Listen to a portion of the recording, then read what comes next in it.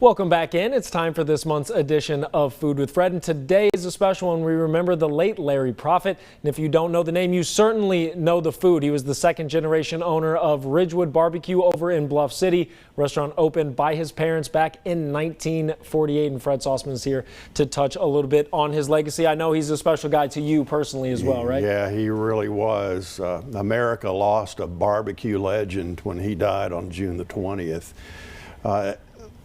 We started the segment in April of 2008, and he was the very first subject of the very first Food with Fred. So he's been that special to me for a long time. Absolutely. So is it safe to say there probably might not be a Food with Fred without him? That's possible. Yeah, right. But yeah, I interviewed him a lot of times. I taught a Foodways of Appalachia course at ETSU from 2005 until 2018. Larry Proffitt spoke to every class. Not only did he speak to the classes, he brought along barbecue and blue cheese dressing. Amazing. That sounds very good. So I went to school in Memphis, so I like to think that I know a little bit about barbecue. So what made his so special? Well, what's special about Ridgewood is the fact that they barbecue fresh ham, not shoulder, not ribs. Larry went to school in Memphis too, got his pharmacy degree at UT. That's where he learned to teach his mother about baked beans. But the Memphis style is different. Ridgewood style is barbecued ham. It's not pulled, it's not chopped, it's not minced, it's always sliced, and it's served with a sauce that Larry's parents came up with, Jim and Grace. And Larry was always good to give his parents credit for creating things, for inventing things like that sauce, like that blue cheese dressing.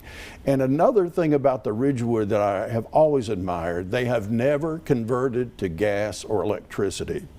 Larry Proffitt told me many times that salespeople would come through Bullock's Hollow to visit that restaurant, and they would say, I can sell you an electric cooker, you can plug it in and just forget about it. And he said, not interested.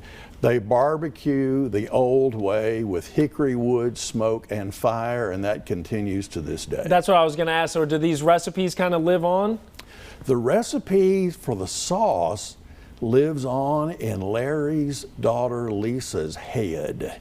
Larry and Lisa, as far as I know, were the only two people who knew that sauce. After Larry taught Lisa the sauce, he burned the recipe. Really? So I'm hoping Lisa has educated her son about this sauce. But yes, that's part of the Ridgewood story, the fact that this sauce has been secret for so long. And you can find on the internet a mock Ridgewood barbecue sauce. I don't know what's in the original recipe, but that mock Ridgewood barbecue sauce has far fewer ingredients than the real thing. Than the real secret ingredients. Well, thank you so much for joining me today and telling us about Mr. Proffitt. We appreciate that, and thank you. The community will remember Larry and his contribution to Ridgewood. If this segment had you craving some of their food, Ridgewood is open right now until 7:30. It's located over at 900 Elizabethan Highway. We'll be right back.